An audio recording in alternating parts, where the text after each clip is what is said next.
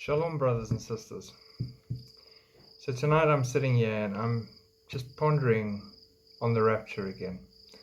And I'm going to do a rapture video, a proper one, in the next week or so that I'll post with some more detail and information as well.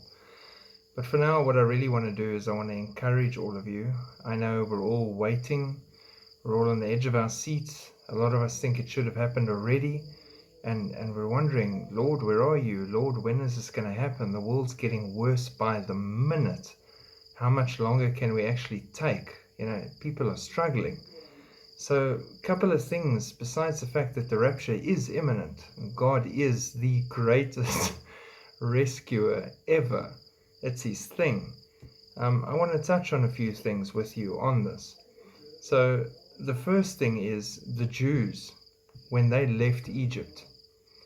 Egypt being everything that is not God, and false gods, and slavery, and bad times. And they left. God led them out of Egypt.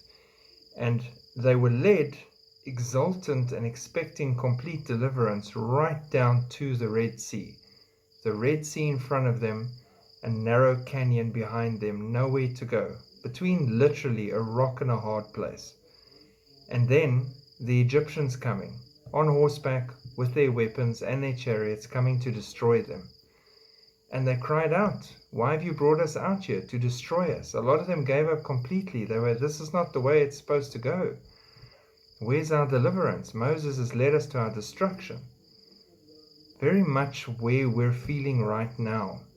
But if we just stayed focused on God, we need to stay focused on God right now, the same way that Moses did, then he can part that ocean and deliver us.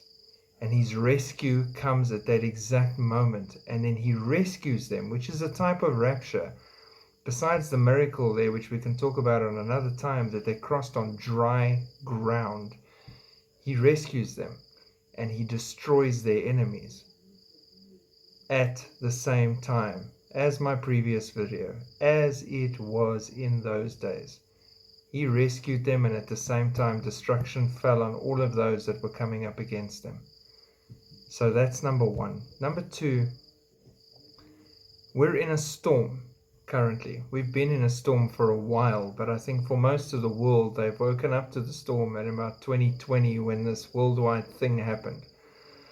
And everyone's in the same storm, yes, but everyone's not in the same situation in that storm. Some people are on luxury yachts. Other people are on normal fishing boats. Other people are clinging to broken planks. Some people are swimming and paddling furiously. Others are drowning. Please bear that in mind. Brothers and sisters in Christ are not in the same boats or the same situations. They're all waiting on deliverance. Keep on helping and pushing forward and encouraging each other as we await that great day when he comes to snatch his bride. There's nothing we can do more right now than encourage each other, lift each other up, and push forward. We can do this. We're literally that close. We're at the door. The door's opened. He's stepping through. He's that close to coming to collect us. Then, if you think about the analogy of a pregnancy, we've been in labor pains for a while now. Those labor pains get worse and the contractions get more difficult the closer we get to that deliverance.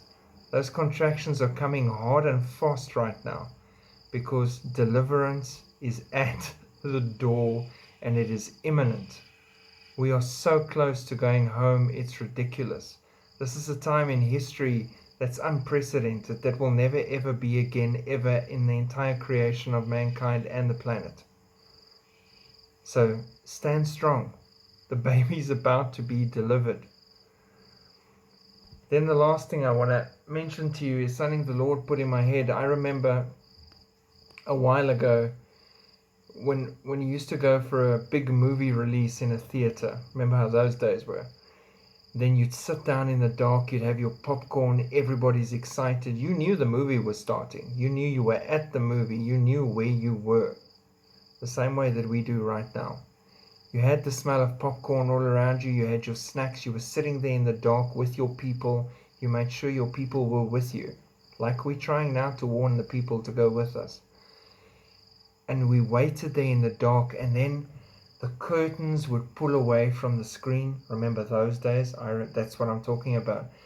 And we would see more as the curtains were pulled apart. In the same way, the books that are sealed in the Bible are becoming unsealed, and wisdom is given, and we're seeing things that we're supposed to see now because we're the last generation. All these things are happening now. Then the lights came on the screen, and then the music thundered, and it started. If you're watching a Star Wars movie, that's Star Wars intro refrain immediately. And everybody's excited because now it's here and it's begun, but you were on the edge of your seat the whole time. Brothers and sisters, that's where we are right now. We can smell it, we can feel it. We're on the edge of our seats. We're sitting in the darkness, on the very edge of that light bursting forth and the show beginning.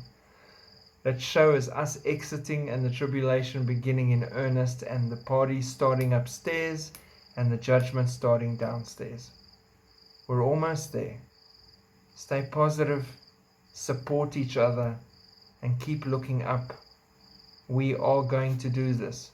He is at the door is open, there's a sandal stepping through. God bless. Shalom.